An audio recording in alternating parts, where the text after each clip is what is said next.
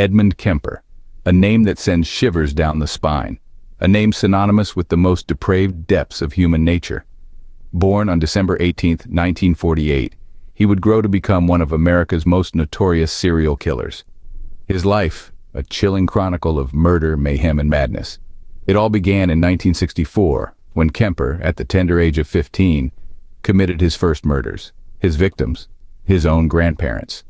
He later stated that he killed his grandmother to see what it felt like to kill grandma, and then he killed his grandfather to avoid the reaction he anticipated from the older man discovering the murder of his wife, a grim foretelling of the horror that was yet to come.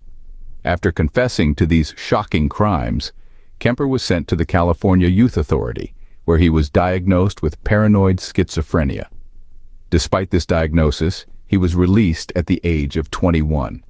Upon his release to his mother's custody, a woman whom he had always had a severely dysfunctional relationship with. His mother was described as a neurotic, domineering alcoholic who frequently belittled, humiliated, and abused him. He started attending community college, and Kemper noticed the multitude of young women hitchhiking around California. An ominous thought took root in his mind, and he began to equip his car with a chilling arsenal: plastic bags, knives, blankets, and handcuffs. Between 1972 and 1973, Kemper began picking up young female hitchhikers in the Santa Cruz area. He would drive them to isolated areas where he would murder them. He would often dismember the bodies, keeping some parts as trophies, and perform horrific acts we can't even say on Murder Minute TV. It is just that bad. His victims included college students from nearby universities, hence the moniker co-ed killer. He later confessed to picking up around 150 women before the dark urges, then stated he felt they were flaunting in his face the fact that he could do anything he wanted to them. He only ever admitted to killing 6 co-eds. As if the hitchhiking murders weren't enough, Kemper's thirst for blood never seemed to quench. His next victims were closer to home. His own mother and one of her unsuspecting friends became victims to his malevolent deeds in April 1973. He waited for his mother to go to sleep and brutally killed her. He then invited his mother's friend over and strangled her to death and hid her in a closet, leaving a note for the police that read, approximately 5:15 a.m. Saturday. No need for her to suffer any more at the hands of this horrible, murderous butcher. It was quick, asleep, the way I wanted it.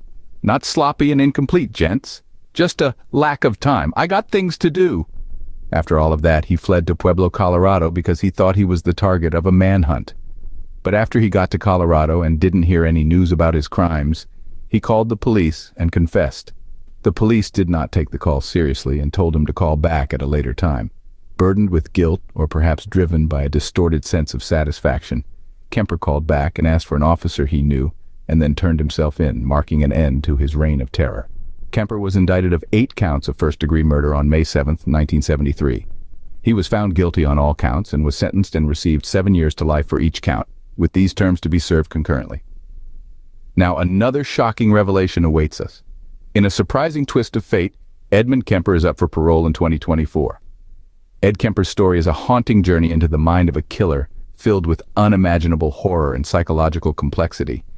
His brutal crimes and chilling confessions have left an indelible mark on criminal history. If you found this story as disturbing and fascinating as we did, please like and subscribe for more horrifying tales brought to you by Murder Minute TV. And until next time, watch your back.